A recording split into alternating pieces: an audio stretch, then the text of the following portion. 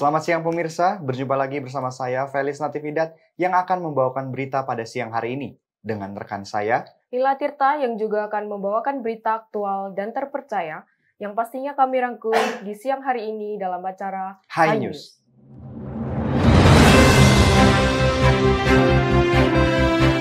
Baik pemirsa, suasana cerah terik menyambut banyaknya pemudik yang akan pulang ke kampung halamannya masing-masing. Seperti halnya yang terjadi di stasiun Pasar Senen hari ini, tampak setidaknya ratusan orang yang akan pulang dalam rangka menyambut Lebaran 2024. Berikut kami laporkan dari stasiun Pasar Senen. Selamat malam, tidak melaporkan dari lokasi. Kali saya sedang berada di stasiun Pasar Senen di Jakarta. Sabtu pada tanggal 6 2024, stasiun Pasar Senen terpantau lebih ramai dibandingkan biasanya.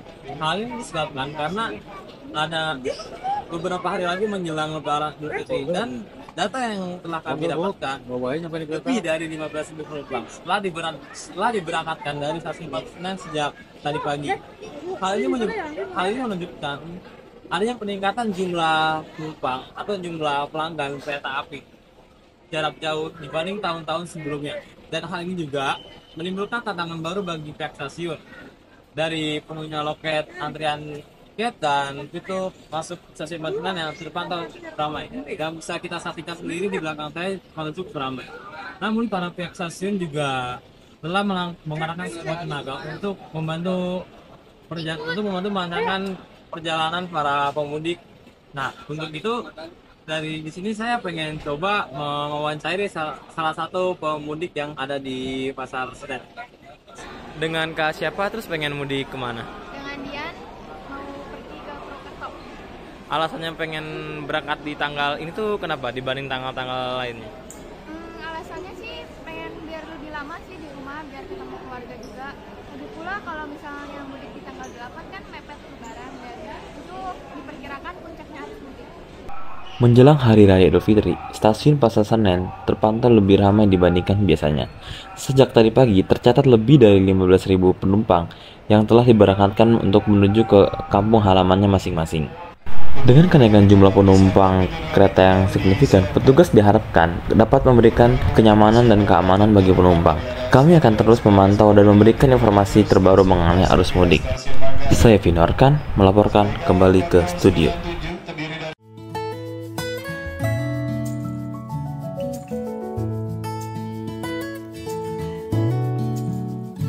Mas, hari ini aku masak foto loh. Kamu pasti suka. Wah, ternyata ini enak banget deh. Pasti dong. Ditambah lagi piringnya cantik banget, tapi jadi banget. Oh iya, soalnya aku belinya itu di YouTube kamu nih.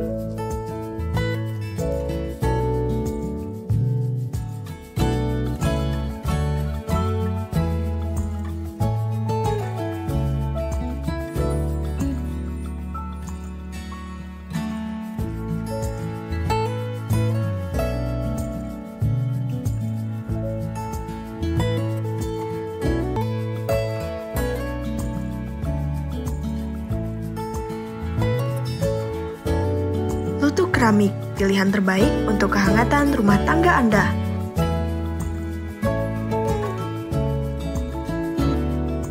Kita lanjutkan ke berita selanjutnya. Seiring berjalannya waktu, banyak sekali tren media sosial yang mempunyai dampak baik atau buruk. seperti tren yang melibatkan seseorang terkesan harus mempunyai pasangan. Maka, tren sewa pacar mulai menjamur di kalangan generasi muda. Sebenarnya, apa sih yang terjadi? Simak investigasi High News dalam berita kita kali ini. Sewa pacar kini menjadi bisnis yang menjanjikan. Platform media sosial dibanjiri penawaran jasa pendampingan dengan tarif yang bervariasi. Mulai dari sekedar teman chat hingga teman kencan, semua bisa dipesan sesuai kebutuhan.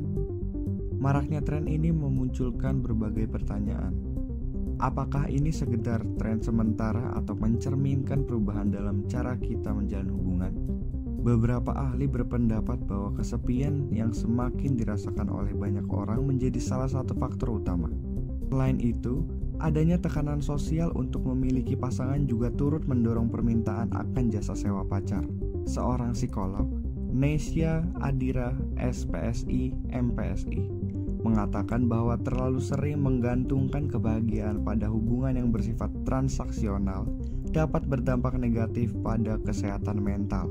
Kebutuhan akan validasi dan kasih sayang memang penting, namun tidak seharusnya dibeli, ujarnya. Jadi mereka bisa mendapatkan kesenangan, sama orang ini, besok mungkin bisa ganti sama orang yang lain, dia sewa yang lain ya, dia mungkin punya resource ya, punya sumber daya untuk bisa menyewakan menyewa pacar itu tadi ya. Bisa juga ya tadi ya, faktor kesepian, rendah diri, jadi karena mungkin iri dengan teman-temannya semuanya ketika misalnya weekend jalan sama pacar, jalan sama pasangan, saya kok sendiri terus misalnya gitu. Jadi untuk menunjukkan di media misalnya saya juga punya loh pasangan, sekalipun itu pasangan yang sebenarnya dia sewa gitu kan. Seorang pengguna jasa sewa pacar mengaku awalnya merasa berjalannya waktu, ia merasa ada kejanggalan dalam hubungan tersebut. Rasanya seperti bermain peran, ungkapnya. Aku mau nanya, apa yang mendorong kamu buat nyewa pacar? Gengsi. Gengsi kenapa? Karena zaman sekarang udah banyak yang namanya kayak tren bucin, hari-hari bucin, teman-teman bucin, semuanya bucin. Gimana nggak tertekan dengan hal-hal seperti itu? Karena ya menurutku ya lumayan gengsi untuk tidak punya pacar. Untuk mendapatkan informasi lebih lanjut, tim kami berhasil mewawancarai salah satu talent sewa pacar. Ia pun mengungkap bagaimana pertama kali ia menjadi salah satu talent sewa pacar. Kamu tuh kenapa sih jadi sewa pacar? Ada pengalaman pribadi kah? Dulu kamu pernah disakitin cowok gitu? Ya gini aja ya, jujur kalau disakitin cowok pernah ya, dan itu kayak ninggalin trauma gitu. Jadi kayak mungkin di rental pacarnya kayak bisa lah ngelampiasin dikit-dikit gitu. Masih di tren media sosial yang mengakibatkan beberapa dampak buruk, yaitu ditemukannya beberapa kos yang tidak sesuai dengan adat atau norma. Tak lain dan tak bukan ialah merajalelanya kos bebas atau yang dikenal dengan kos Las Vegas. Kos ini menawarkan secara terbuka pasangan yang belum menikah untuk tinggal bersama. Hal ini juga diketahui banyaknya masyarakat di daerah tersebut, tetapi mereka seakan tidak peduli. Kota Jogja merupakan salah satu kota yang mempesona di Indonesia. Dikenal juga sebagai pusat kebudayaan Jawa, tetapi banyak juga yang tidak tahu mengenai sisi gelap kota ini. Salah satunya ialah merajalelanya kos bebas atau biasa disebut kos Las Vegas. Kos ini menawarkan pasangan yang belum menikah untuk tinggal bersama dalam satu atap. Di sore hari kami memulai perjalanan mencari kos bebas ini. Awalnya kami merasa sangat kesulitan karena minimnya petunjuk dan informasi yang ada. Lalu akhirnya kami menemukan sebuah kos bebas yang berisikan LC. Tetapi kami tidak dapat berjumpa dengan pemilik kos tersebut.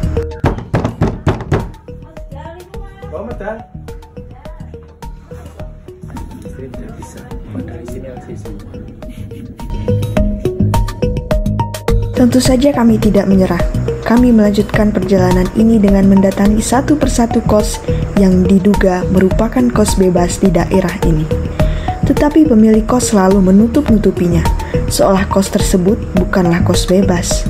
Padahal, kenyataannya beberapa warga sekitar mengatakan bahwa kos tersebut merupakan kos bebas. Sebut saja Pak Budi namanya. Ia merupakan warga catur tunggal yang sudah beberapa tahun tinggal di sini. Ia mengatakan bahwa warga sekitar sudah tidak peduli tentang keberadaan kos bebas, dikarenakan itu sudah menjadi urusan pribadi mereka. Meskipun begitu, hal ini tetap menimbulkan keresahan bagi warga, sehingga kami pun terus melanjutkan investigasi demi investigasi ke beberapa kos berikutnya. Tentunya jalan yang kami lalui tidak mudah. Keberadaan kos yang berada di dalam gang membuat motor kami terus menggerus jalanan kecil ini. Hingga pada akhirnya kami berhasil menemui salah satu pemilik kos LV. Waktu terus berjalan, hingga akhirnya malam pun tiba.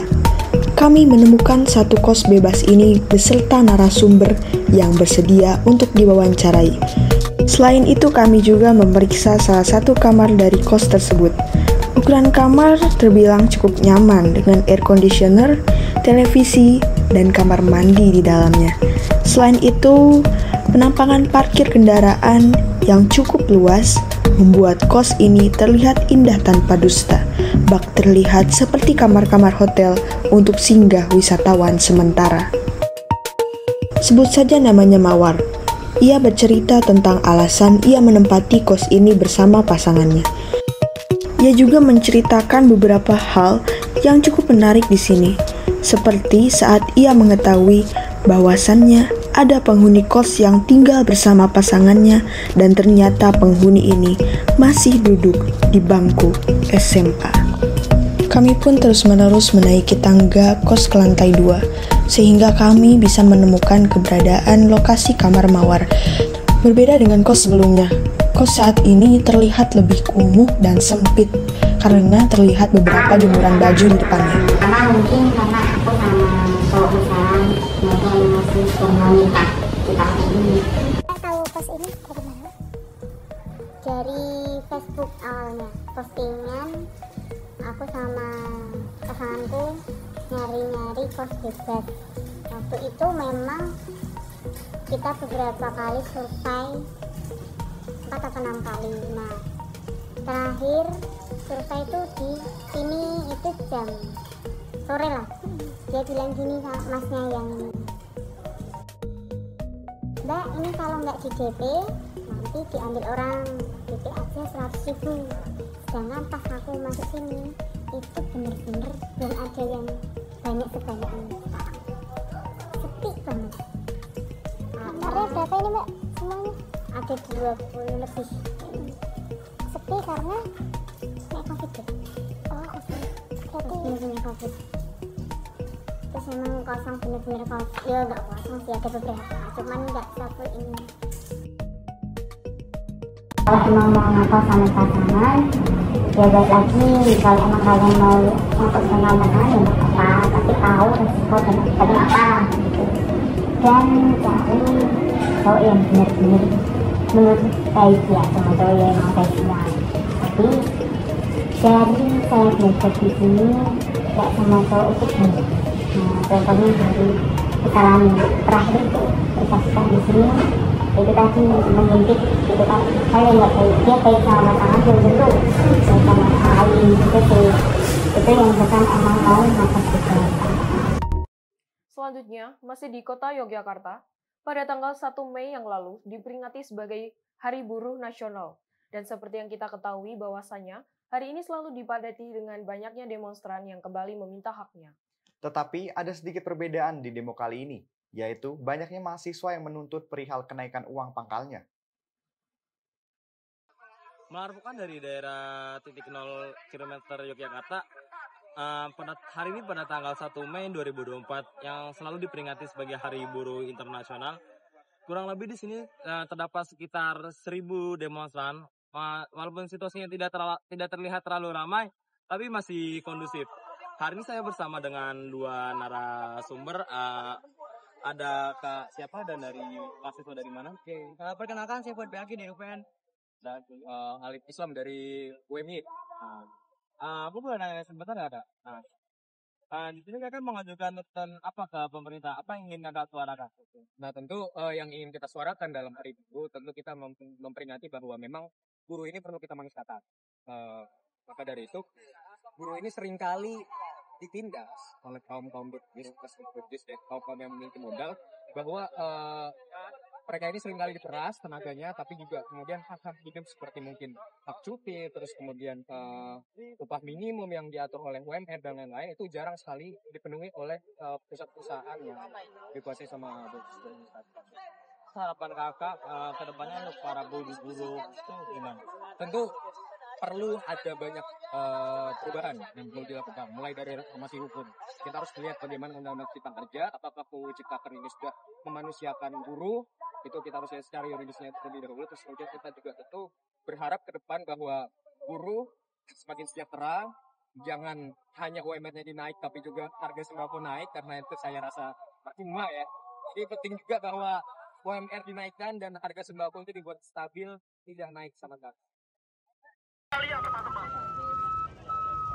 berapa buruh yang kesusahan untuk menafkahi kehidupannya sehari-hari, apalagi untuk membayar biaya pendidikan anaknya, teman-teman.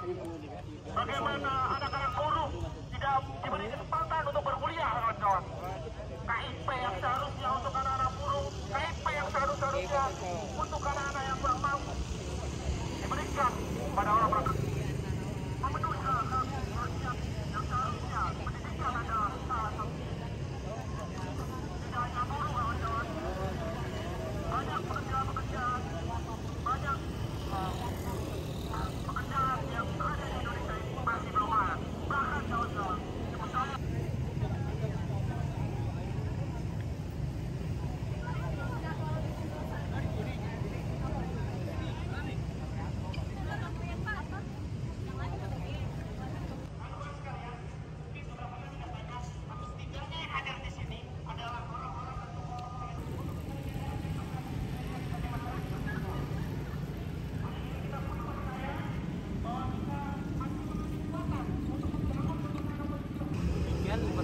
bisa saya dapatkan, saya filmarkan kembali ke studio.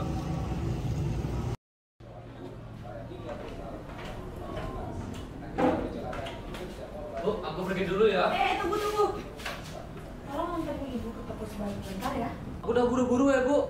Udah telat, nanti tungguin teman, mau main. Sebentar aja ya, Nak. Ya udah, ayolah Bu, sekarang cepetan. Tapi tunggu bapakmu pulang dulu, pakai motor bapak aja. Ibu takut kalau pakai motormu. Mana helmnya kan juga masih di bawah bapak.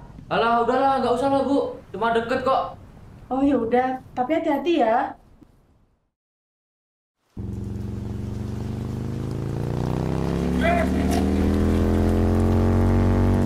Pelan-pelan, Nak, pelan-pelan, bahaya.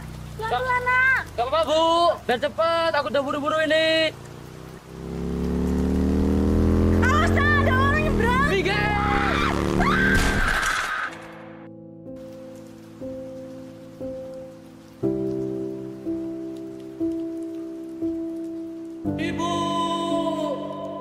Pemirsa, 4 anggota keluarga yang mengalami kecelakaan beruntun saat berboncengan dalam satu sepeda motor di mana 3 orang tewas, 1 orang lainnya terluka.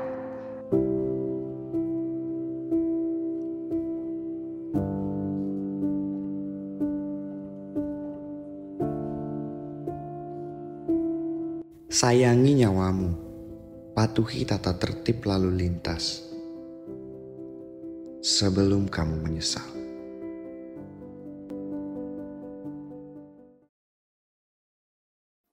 Untuk mengembangkan budaya Yogyakarta, pemerintah dan G Production membangun sebuah festival budaya yang diadakan di Embung Giwangan.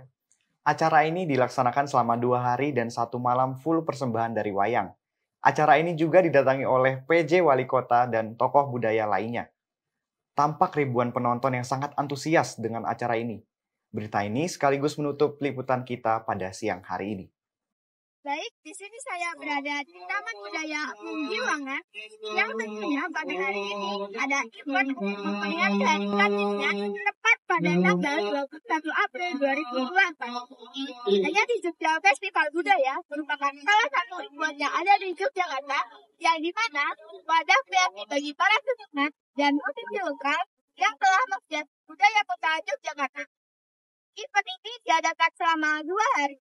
Salah satu gestarnya ada festivalis Ramadane, Jose Angel, Jogja Pop, dan Trio Satrio. Di sini juga ada beberapa lomba-lomba, penampilan seni kebudayaan Jatilan, dan juga ada stand makanan jadul. Ya, di sini saya sudah bersama Mas Agung dan panitia dari Jogja Festival Budaya. Dan pastikan event ini berada di Taman Budaya Embung Giwangan. Event ini berada di Taman Budaya Embung Giwangan karena kita bekerja sama dengan Dinas Kebudayaan Kota. Apakah ada sponsor atau mitra yang terlibat dalam acara ini? Ada beberapa, salah satunya seperti Kemenparekraf, ada Dinas Kebudayaan di Provinsi Yogyakarta, dan Dinas Kebudayaan Kota Jakarta. Kelihatannya ramai banget ya, Mas? Iya. Ya. Untuk strategi pemasaran yang digunakan untuk mempromosikan acara ini tuh apa aja? Kita melalui media partner tentunya, terus kita posting sosial media, ya kurang lebihnya seperti itu. Baik. Untuk yang terakhir, berapa banyak tiket yang telah terjual sampai detik ini dalam 2 hari ini? Sampai detik ini, selama 2 hari ini, tiket yang terjual itu sudah sampai di 2.000. Baik, terima kasih. Saya mengucapkan terima kasih. Aku sebetulnya bangga banget. Karena ini Embung Giwangan jadi taman budaya. Aku sangat bangga. Karena apa? Dan aku mengucapkan terima kasih. Karena apa? Mungkin anak cucu saya yang bisa menari atau bisa main ketoprak atau wayang orang atau dalangnya, kemampuan apa aja tentang seni itu bisa kiprah di sini. Gitu. Jadi boleh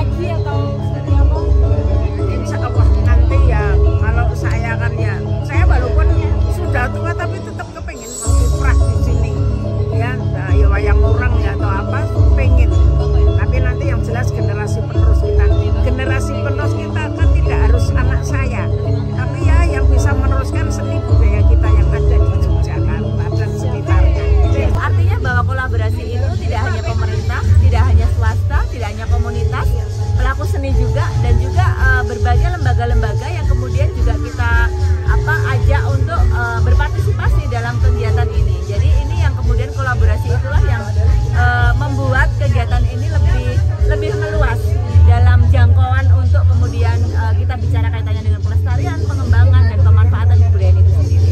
Kalau alasan dipilihnya Embung Juwangan ini, nah ini merupakan salah satu ruang bertemunya masyarakat, ruang ekspresi masyarakat, ruang aktualisasi masyarakat, dan ruang untuk mempresentasikan karya-karya dari pelaku seni budaya yang ada di Jogja khususnya, dan juga masyarakat lebih luas lagi, tidak hanya di Jogja.